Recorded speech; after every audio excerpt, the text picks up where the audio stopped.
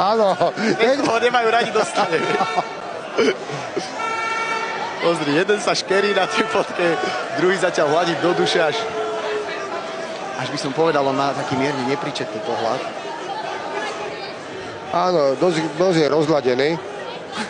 Ale jak na fotke, tak aj v reáli. Áno, no, chcú zastrašiť, ale videli sme v zápase jeho brata, že toto nervy a tak v kletke neplatia. Letia dopredu, ale dostávajú po papuli, takže keby nie ten eye-poke, tak možno go ten Čávo, neviem, jak sa volá, Sniper go mohol zvesiť kľudne. Aj keď to bol taký kľuďas, vystražený, skôr mi pripadal. Profan. Áno. Profan. Takže ten bol taký tihučký, uťahnutý. Hej, škoda, lebo mohol byť aj pekný zápas, ale to presne sa tak deje, keď niekto snaží sa emóciami bojovať a ne znalosťami. Taký neistý ten postoj. No uvidíme, aký bude postoj, ale teraz momentálne, kedy druhá polovička Ritterovsko-snajperovskej rodiny Sniper a už robí problémy predtým, vysvetľuje niečo rozhodcovi. A ako vidíme, pani Kim, premotivovaný, energický, evidentne pripravený Baron, na čo som fakt zvedavý, sa rozohráva. Ritter, teda Sniper nejak ide dole. Čo sa deje? Neviem, vystupujú z kletky, niečo sa tam hádal. A po niekom tam kričí, je dole. Páni, hádam, ten zápas nastane. Aha, hádžu sa flášky. Aha, kričí, že sa... Ale prečo vyšiel z kletky? Keď ho chce zbiť, tak mal ísť do kletky ako zbiť. Toto je fakt nešportové správanie. To nie je ani nešportové, že to je debilné. Keď ťa niekto sere a chceš go zbiť, tak nevyhádza z tej kletky. Promotérovi kričí, aha.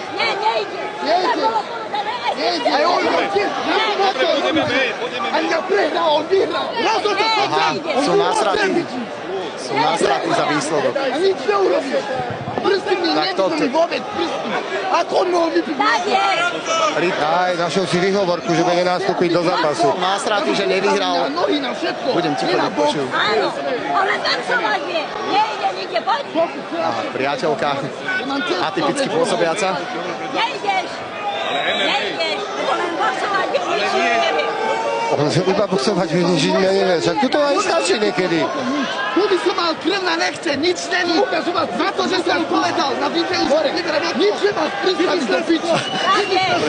Však pomsti, brata, však nehľadaj výhovorky. Toto je hrozné. Takto určite nechceme, aby to dopadlo. Chceme vidieť, ale oni sú tvrdohlaví. Oni keď si postavia hlavu Baron. No tak dosrali sa Barona, toto... Aha, hádam neodchádza. Normálne nech ho chytia SBS-kari a pritiahnu naspäť. Tak toto je fakt nešportové a ani neľudské. Takto je fopa. Dámy a páni, celá hala bučí. Verím, že za toto budú nejaké sankcie.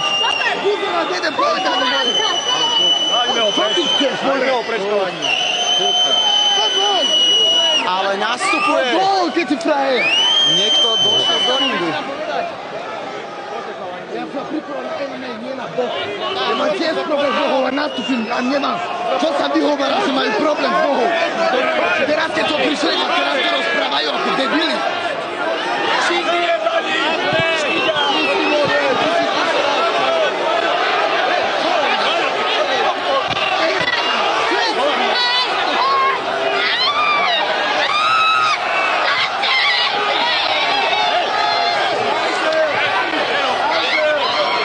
Je to tu, rýchla sa veľká mela, smerujúca k nám.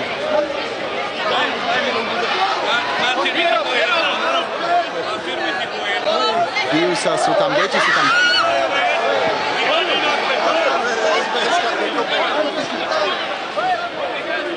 Ó môj Bože. Ritterovci, snajperovci znova nesklamali, ale vlastne tým, čo urobili, sklamali asi na plnej čiare. Toto je jedna nesmierna kontroverzia, ktorá sa tu práve momentálne odohrala. A dámy a páni, nad týmto sme ale premýšľali a uvažovali sme nad tým. A je tu nástupec, ktorý bol pripravený, keby sa niekto vzdá.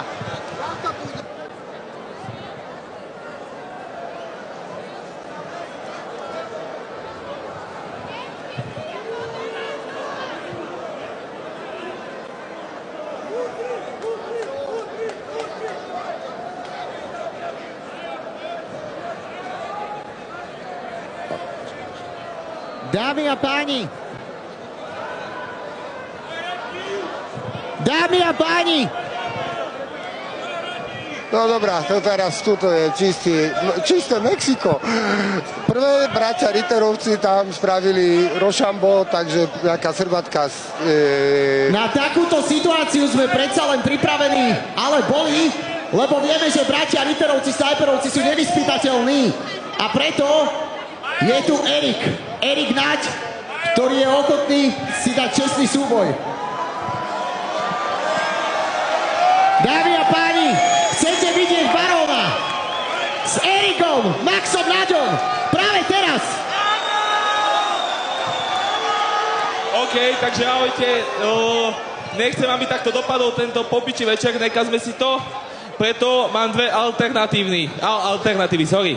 Buď pôjdem s Baronom box, kľudne pôjdem prednou rukou, je mi to jedno, alebo sem donesie toho smažaka, snajpera a s ním si dám MMA-ko. Chcel MMA-ko, ja som tu pod centy ringla, som tu v strede, čakám na teba. Čakám ťa, snajper. A bez ženy. Zober toho kokotka snajpera, zober. To mi nedávaj. Tak, dámy a páni, pokiaľ sa nám podarí doniesť naspäť do stredu tejto klietky, kde sa za posledných pár chvíľ toho naozaj veľa zmenilo, snajpera a bol by ochotný, tak je tu pripravený super, ktorý je pripravený a je to fighter, takže by sme videli za takéto nešportové a dovolím si povedať až neľudské správanie, ako by mu to dal Erik Naď pocítiť. Otázne, či sa nám podarí momentálne zohnať snajpera. No, takže Maxinko hneď sa dal v hlavnom zápase. Baron, prečo nie si ochotný ísť momentálne? Nejdem v žiadny zápas, ja som sa pripravoval na snajpera a ne. A čo je rozdiel medzi ním a snajperom? Dobre, to nedávaj. Dámy a páni, Baron odmieta zápas, ale vraví, že je pripravený. Ale dobre, akože... Pripravený a moji tréneri mi povedali, s nikým iným ja mám ísť. Ja počúvam. Vraví, že počúva trénerov a s nikým iným, okrem snajpera nie je ochotný ísť momentálne do klietky. Diváci z toho rozhodne nadšení nie sú, určite nie, keď je to najväčší ťahun zápasu. Pozrite sa, dámy a páni. Baron, tu máš pripraveného oponenta. Ja nešaškujem, mojou úlohou je neprodukovať. Brate, ja ťa respektujem, ty si boxerista. Ja som pripravený na snajpera, moji tréneri mi povedali, aby som s nikým iným nešiel. Takže on nešiel, snajper sa posral, tak to bohužiaľ, víťaz som ja. Neviem už o to, že by si bol víťaz, podľa mňa bude skôr za kokota, ale však pohoda, OK. Ja by tebou, príjmem to, môžeme ísť iba box. Iba box. Iba box. Iba box. Iba box, alebo si ringla.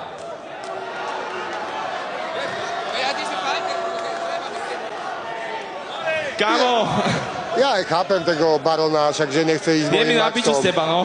Maxo je nabitý zápasník, takže ale tego snajpera... Dámy a páni, Baron opakovane kričí, že on je fighter, on bol pripravený nie na fightera, ale na snajpera. Evidentne žiaden ďalší zápas pred nami nie je. A to je jedna neskutočne veľká, hnusná, smutná škoda.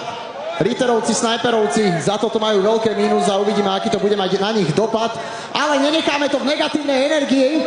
Ja som hneď pri vás a mám pre vás ešte ľudia, čo ste tu na sále a v hale darček. Jeden z vás, viacerí z vás majú niečo, o čom ani nevedia. Takže chvíľku počkajte a hneď som pri vás.